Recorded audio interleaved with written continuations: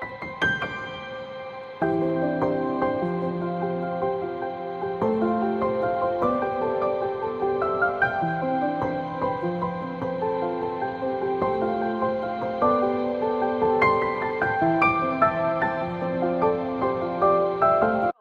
to Antioch's virtual college fellowship, where our fellowship's goal is to keep our college students connected to Christ through simple faith applications.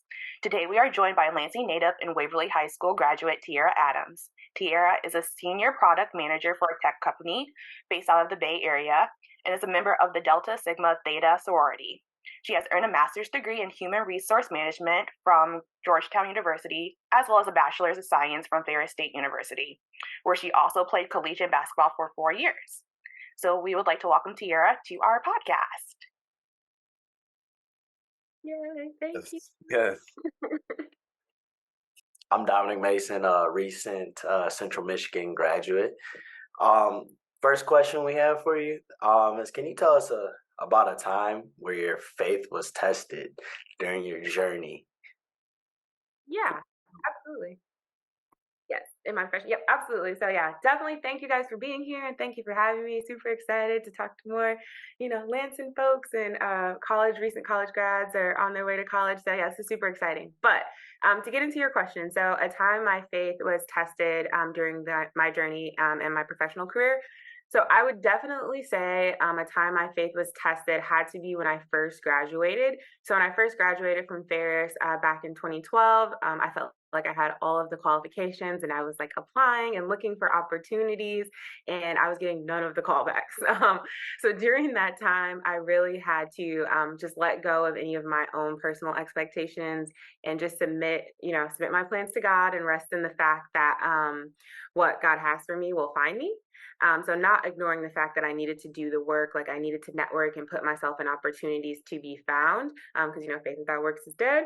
But also knowing that if I do my part, then doors will open and I will get to where I need to be. So definitely kind of keeping that faith, and then doing the little things that I needed to do. So networking, talking to people, making sure my resume was up to date, and also taking any opportunities that I could get that would give me more exposure to professional opportunities and things like that. I like that. I like that answer. That was a great answer.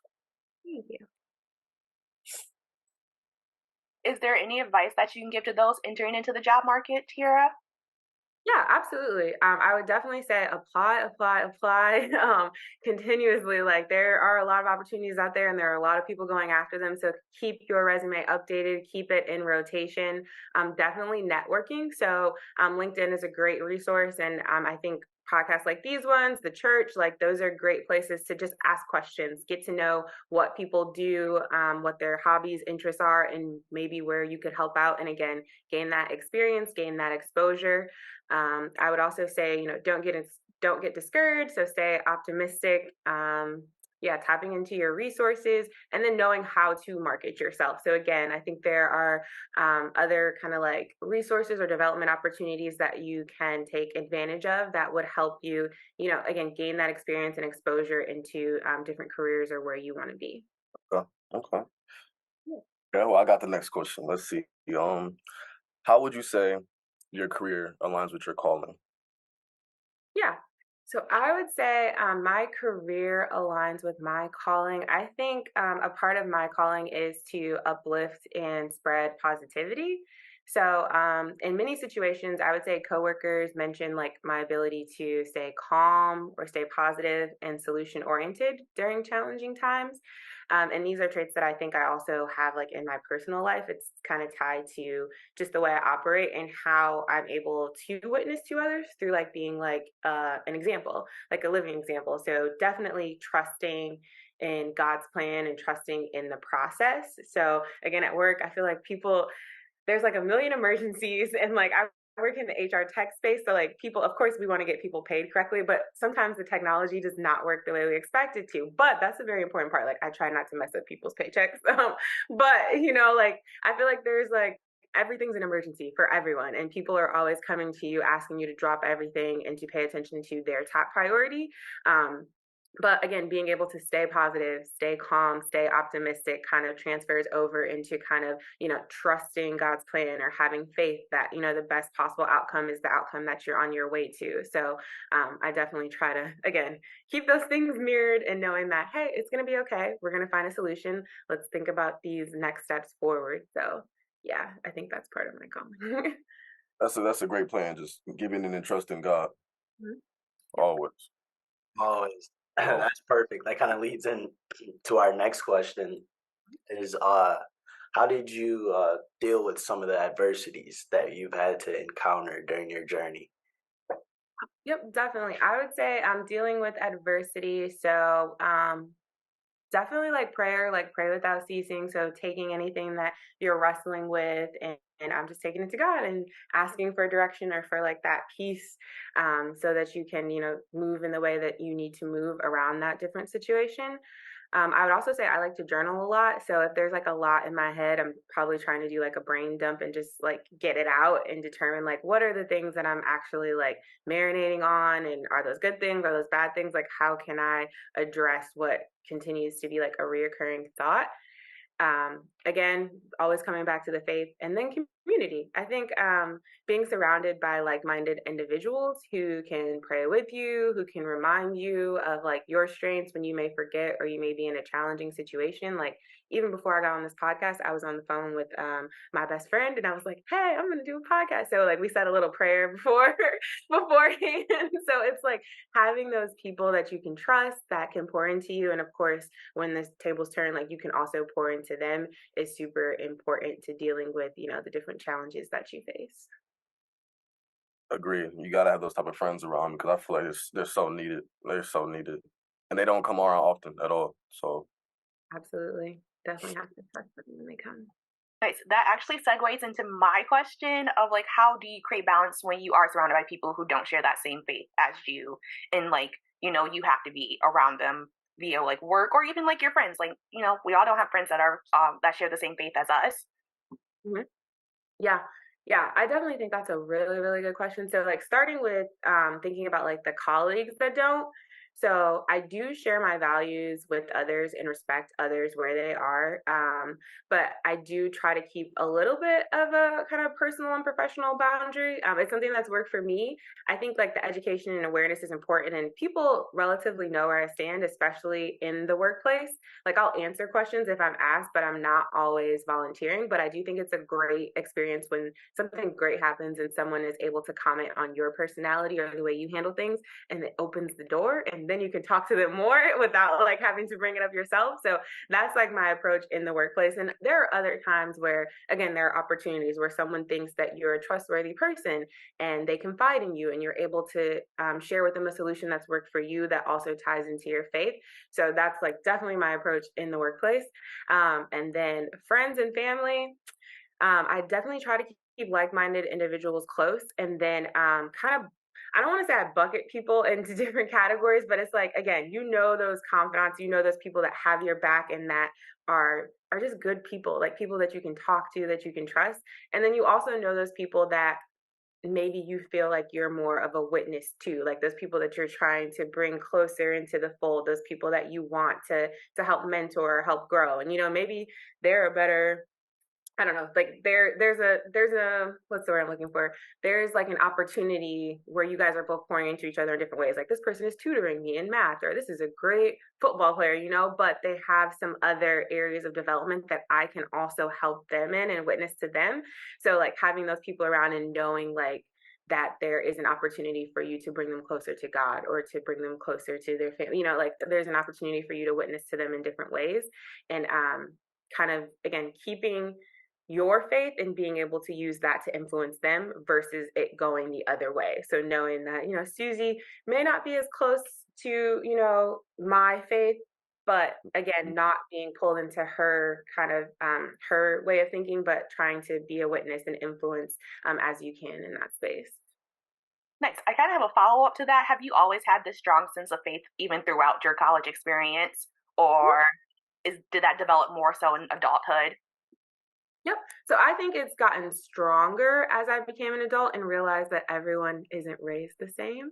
So it's like, you grow up in this environment, and I think, my parents were very adamant about like instilling those values, like those good Christian values in me, and they were always there. But as you grow and develop and learn, you get tested, and you kind of recognize different opportunities where you could have shown up differently. And you kind of think like, hey, if I could do this again, this is what I would do differently. But this was a learning experience, and I know better now, so I can do better now. So I would say like in college and even in high school, like there were different ways that I was tested, and there were probably ways that I could have shown up better. But as an adult, I'm better able to handle those because of the experiences that I've had and because of the people that have been able to pour into me. So like the Thomases, the church, just different friends, like everyone's at a different level, and they give you different things that you can take with you on your journey. So at this point, I'm definitely pretty strong and like this is who I am, this is what I value. But it's been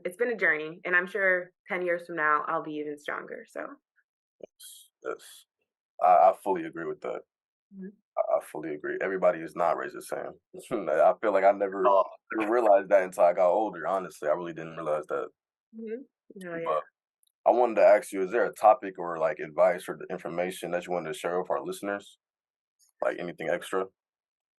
Um, Anything extra? I mean, I would definitely, I guess I would ask you guys some of these questions. Like, what has been your experience Ooh, thus far, like with your friends, like that is okay. growing Okay. up? So I got a little bit about background about down, but where are you, Tiana, Devin, like where are you guys in your career? Like what are you guys doing? Go ahead, Devin. Take it away. Me first? Okay. I am a junior at Western Michigan University right now, and I am in my major is finance. Mhm. Um, it's going. I just reported on my accounting class yesterday. I just finished it actually, so that was great. That was hard. And I'm just getting back on track. Really, just getting back on track and getting myself back into a line of my career.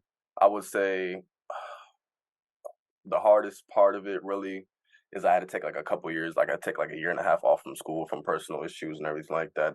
That's it's hardest getting back into it right now. That's my definitely testing my adversity. It's tested a lot, but I'm just been trusting God and just pushing forward. And honestly, I feel like it's crazy how much closer I am to God now. It's insane how much it's truly a blessing. Yeah, absolutely. I am actually a career person. I have been in my industry for over 10 years. So, Okay. but I am also a graduate student at Wayne State, switching careers eventually. So, yeah, Mhm. that's my journey. So, I mean, now I'm like in a big adversity in my career journey right now, but hopefully I will see the other side very, very soon. But I definitely like understand the whole like applying and applying and applying because I got like my dream job last year, ended up like getting laid off. Now I'm back at like my old job. So I'm just like, it's For gonna sure. happen. Like he answered one prayer at one point, Mhm. he'll answer another one. So that's literally what I'm like telling myself every single day. Yes, just trust and have faith. Yes. Best Which is thing I do. very hard. It honestly is really hard. And I mean, Devin, I mean, we all definitely understand that. Like, when you get hit with something so Yeah. personal to you, it like makes you question every single thing that you've done. Everything possible. Yeah. Like, every decision that you made comes into question. Like, what if I would have made this decision instead? Like, It's what would true. have been the outcome? So that's literally where I'm at in my life right now. My best thing I do, I just realize that everything happens for a real reason. You know what I mean? It's always I just have to trust in God's plan. You know, if it wasn't for that, I'd feel super lost and feel like I was spiraling. But Yes. I feel honestly like I'm still on a straight line, like I'm still going up. Mhm. So it's a great feeling. Absolutely. No, yeah, I definitely agree. Like whenever something is happening or I'm feeling like super overwhelmed, like I just take a second to calm down and just remember like I'm not, this isn't on me, this is God moving through my life, and I'm not strong enough to mess up his plans. So all will be fine, and everything will turn out the way it's supposed to be. So just like having that to hold on to definitely helps me like calm down in situations where it's like you feel yourself getting worked up, and it's like, all right, just take a beat, It's gonna Yes. be good, like find a prayer or a sermon, or get your journal out and just kind of find some time to recenter and think on. Yes, that's really true. And I look back to like all the blessings that like I did have. Like so like that's what keeps me motivated is just like, when I was an undergraduate student and my mom told me that like if you don't find a scholarship, like there's no way you're going to this school. Like you're gonna have to go to a state school because I went to a private college. And then I ended up getting a scholarship, and it's like not even the scholarship I applied for. So it's just like, all the blessings that God has given me. So I constantly have to remind myself, like, remember when you were at this point in your life and you were praying for this and he blessed you with this. Like, why do you think it won't happen again? Absolutely. He did it before, he'll do it again. Yep. Every single time. What is the best way for our listeners to contact you? Oh yeah, absolutely. I can definitely shoot you guys my email address and then also my LinkedIn, so we can definitely connect there. And yeah, we can go from there. Well, thank you guys. It was great meeting you, great chatting with you, and yeah, definitely keep in touch. If there's anything I can do to help, then please do let me know. All right. Okay. Thank you so much, Tiara. Thank you. Thank you.